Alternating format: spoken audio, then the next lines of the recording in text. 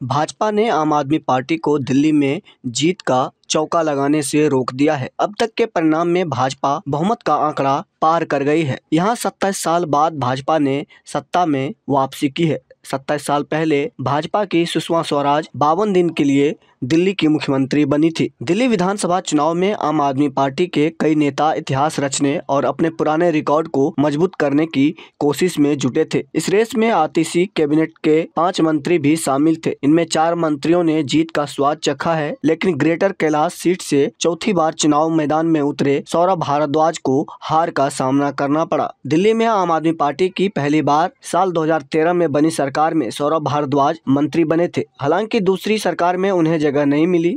सत्येंद्र जैन और मनीष सिसोदिया के जेल जाने के बाद केजरीवाल ने उन पर भरोसा जताते हुए फिर से एक बार मंत्री बनाया था। पार्टी का उन पर यकीन कायम रहा। सौरभ भारद्वाज 9 मार्च 2023 से दिल्ली जल बोर्ड के अध्यक्ष और स्वास्थ्य, शहरी विकास और जल मंत्री थे। राजधानी में कड़ी सुरक्षा व्यवस्था के बीच सुबह 8 बजे से मतगणना शुरू हुई। चुनावी मैदान में 70 सीटों के लिए 699 उम्मीदवार हैं। 5 फरवरी को करीब 13,000 से अधिक बूथों पर कुल 60.54% मतदान हुआ था। मतगणना केंद्रों की निगरानी भी सीसीटीवी के अलावा पर्यवेक्षकों की निगरानी में हुई। आपको बता दें, नई दिल्ली विधानसभा सीट से आम आदमी पार्टी को यहां बड़ा झटका लगा है। नई दिल्ली सीट से पूर्व सीएम और आप प्रत्याशी अरविंद केजरीवाल हार गए हैं, जबकि भाजपा के प्रत्याशी प्रवेश वर्मा जीत गए हैं। कांग्रेस ने इस सीट से संदीप दीक्षित को चुनावी मैदान में उतारा था। नई दिल्ली सीट से भाजपा उम्मीदवार प्रवेश वर्मा ने कहा, मैं दिल्ली वासियों को बधाई देता हूं, उनका धन्यवाद करता हूं। दिल्ली में बनने वाली यह सरकार प्रधानमंत्री के विजन को दिल्ली में लेकर आएगी। मैं इस जीत का श्रेय प्रधानमंत्री मोदी को देता हूं। मैं दिल्ली का जनता का धन्यवाद करता हूं।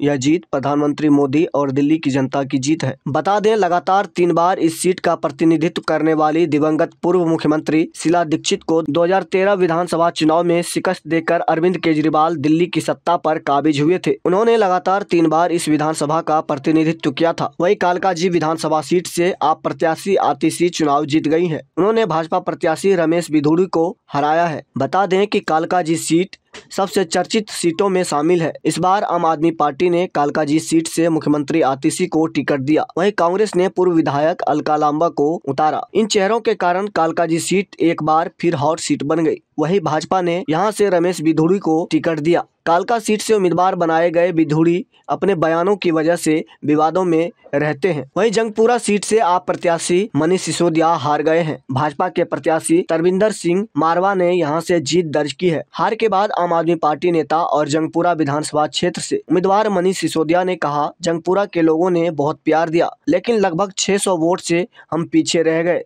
जो उम्मीदवार जीते हैं हम उन्हें बधाई देते हैं। हम उम्मीद करते हैं जंगपुरा के लोगों की समस्याओं को वो हल करेंगे। वहीं करावल नगर विधानसभा सीट से कपिल मिश्रा जीत गए हैं। आम आदमी पार्टी के मनोज त्यागी को उन्होंने हराया है। पड़पड़गंज विधानसभा सीट से आम आदमी पार्टी के अवध ओझा हार गए हैं। भाजपा के रविंद्र सिंह नेगी ने यहां से जीत दर्ज की है। हारने के बाद पड़पड़गंज विधानसभा सीट से आप उम्मीदवार अवध ओझा ने कहा, मैं जनता का शुक्रिया अदा करता हूं। मैं दूसरे स्थान पर आया। अगली बार खुद को शीर्ष पर लाने की कोशिश करूंगा। चूक यह हुई कि मैं सभी से मिल नहीं पाया। शायद मुझे इसके लिए अच्छा समय नहीं मिला, लेकिन फिर भी मैं इस हार की व्यक्तिगत जिम्मेदारी लेता हूं। पड़पड़गंज विधानसभा सीट से भाजपा उम्मीदवार रविंद्र सिंह नेगी ने कहा, मेरे लिए यह सौभाग्य की बात है। हमने दिल्ली में प्रधानमंत्री मोदी के चेहरे पर चुनाव लड़ा। यह उनका आशीर्वाद था। जिस तरह से उन्होंने आम आदमी पार्टी को आपदा कहा, उन्होंने कहा आपदा हटाओ दिल्ली बचाओ। लोगों ने इसे स्वीकार भी किया। शीर्ष नेतृत्व के नेतृत्व में हमें जीत मिली है। मैं सभी का आभार व्यक्त करता हूं। वहीं बल्लीमारन विधानसभा सीट से दिल्ली सरकार में मौजूदा कैबिनेट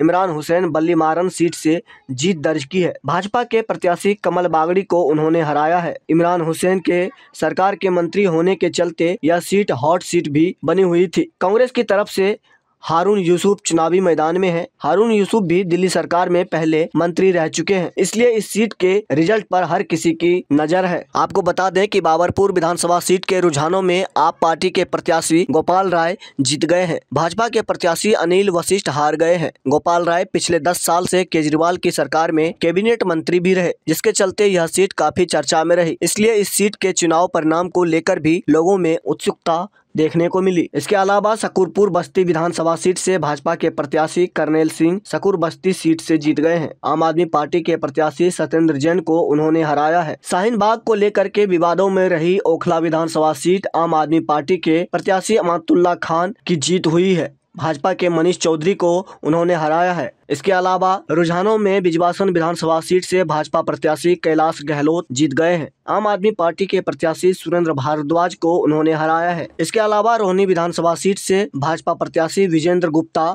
जीत गए हैं। आम आदमी पार्टी के प्रत्याशी प्रदीप मित्तल को उन्होंने हराया है। इसके अलावा वजीरपुर विधानसभा सीट से भाजपा प्रत्याशी पूनम शर्मा की जीत हुई, जबकि आम आदमी पार्टी के प्रत्याशी राजेश गुप्ता को उन्होंने हराया है। आपको बता दें कि दिल्ली के मुख्यमंत्री और आम आदमी पार्टी के राष्ट्रीय संयोजक अरविंद केजरीवाल ने दिल्ली विधानसभा चुनाव में अपनी पार्टी की हार स्वीकार कर ली है। एक वीडियो संदेश में उन्होंने कहा, जनता का फैसला सर माथे पर, हम पूरी विनम्रता से अपनी हार स्वीकार करते हैं। मैं बीजेपी को बधाई देता हूं और उम्मीद करता हूं कि जनता ने जिन उम्मीदों के साथ उन्हें चुना है वो उन उम्मीदों को पूरा करेंगे। केजरीवाल ने आगे कहा कि जनता ने हमें 10 सालों तक जो मौका दिया उसमें हमने काफी काम करने की कोशिश की। शिक्षा, स्वास्थ्य, पानी और इंफ्रास्ट्रक्चर को बेहतर करने की कोशिश की। हम आगे भी जनता के लिए काम करते रहेंगे और रचनात्मक विपक्ष की भूमिका निभाएंगे। उन्होंने आम आदमी पार्टी के कार्यकर्ताओं को बधाई देते हुए कहा, आप लोगों ने तमाम तकलीफें झेलते हुए भी बेहतरीन तरीके से चुनाव लड़ा। आपने बहुत मेहनत की। दिल्ली में भाजपा प्रचंड बहुमत के साथ सरकार बनाने जा रही है। इसी बीच स्वराज इंडिया पार्टी के सह संस्थापक और चुनाव विश्लेषक योगेंद्र यादव ने इस चुनावी परिणाम पर प्रकाश डाला है। उन्होंने कहा कि दिल्ली विधानसभा चुनाव में आम आदमी पार्टी की हार एक बड़ा झटका है, न केवल पार्टी के लिए बल्कि पूरे विपक्ष के लिए। यादव ने कहा कि अब जब आप केवल पंजाब तक ही सीमित हो गई है तो पार्टी के भविष्य पर सवाल उठने लगे हैं। यादव ने कहा कि कांग्रेस और आप का गठबंधन लंबे समय तक नहीं चल सकता था, क्योंकि विपक्ष के भीतर गंभीर तनाव है और यह विपक्ष के लिए खतरे की बात है। उन्होंने कहा कि यह उन सभी के लिए एक झटका है जिन्होंने देश में विपरीत राजनीति का सपना देखा था। उन्होंने कहा कि भले ही आपका वोट शेयर भाजपा से केवल 4-5% कम हो, लेकिन पार्टी के प्रमुख नेता अरविंद केजरीवाल और मनीष सिसोदिया की मेहनत के बावजूद हार ने पार्टी के भविष्य को संदिग्ध बना दिया है। इसके अलावा यादव ने कहा कि भाजपा के लिए अब सारी उम्मीदें पंजाब पर टिकी है और अगर पंजाब में आपकी स्थिति कमजोर पड़ी तो भाजपा वहां विधायकों को तोड़ने की कोशिश करेगी। उन्होंने यह भी बताया कि आपने सत्ता में आने के बाद